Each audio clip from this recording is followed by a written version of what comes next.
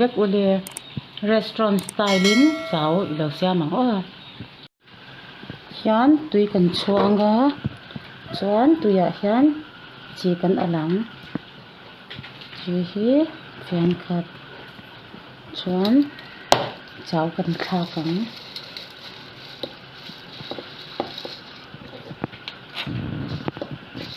chao hi ke album mek ne ka tiana pathum na to del nen lo wangin ti hian ke album sa a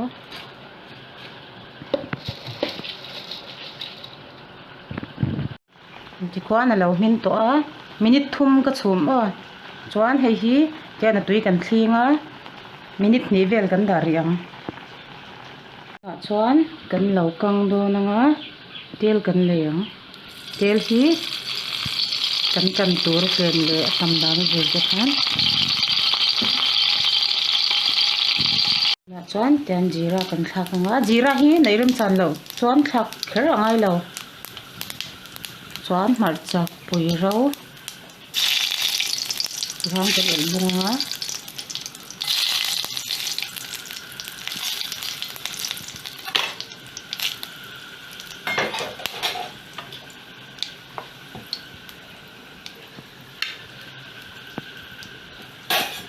na chuan purun sen kan khat gas kan chiang purun ba kan khat so thing so tiang ho ve che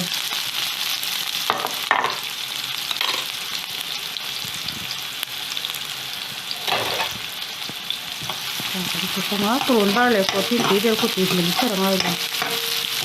kan katawon siam to hi veg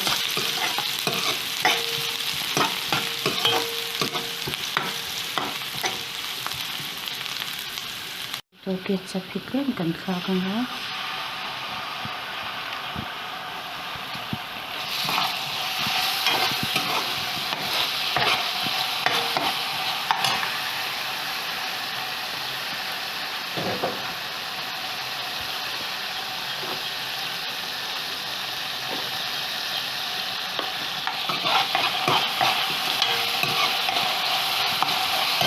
hot sa powder ken ko kan kha kan ei ang kan khak lawang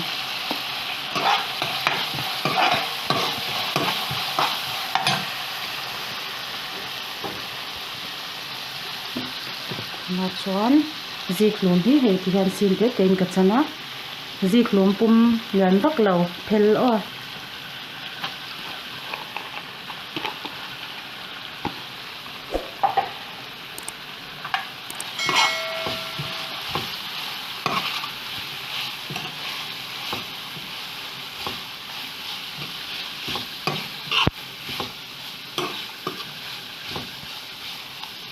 chuan ani chunga hian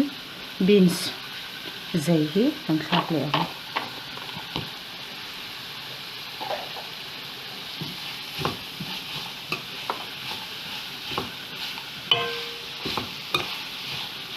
chuan ti hian gas kan ti sanga kan ur riang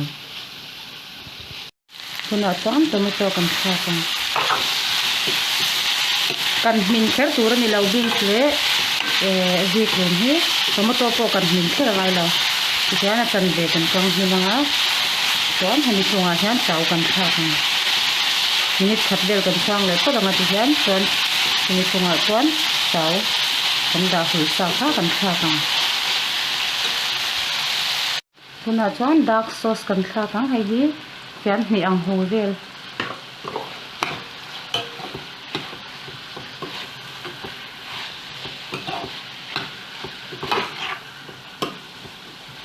chuan hi chunga hian chau kan thlak to ang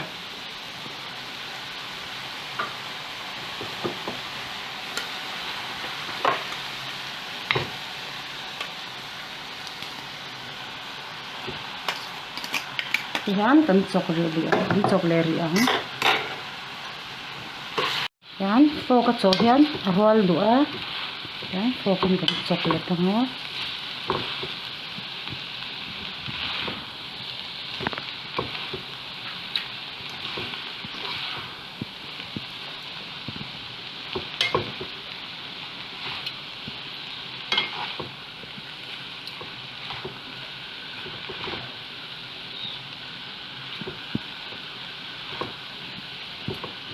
Sian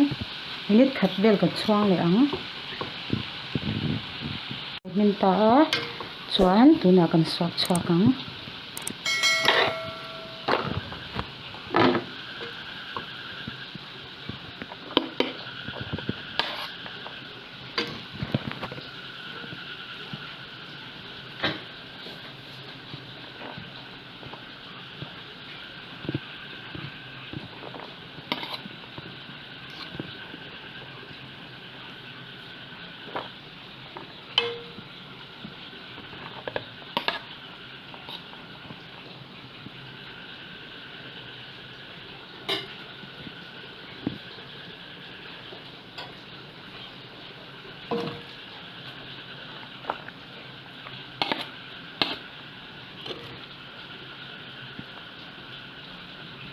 hi chu in a kan siam ve thei reng thil ania a ho tak te chiam lawa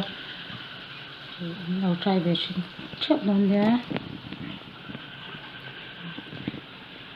ti hi ni e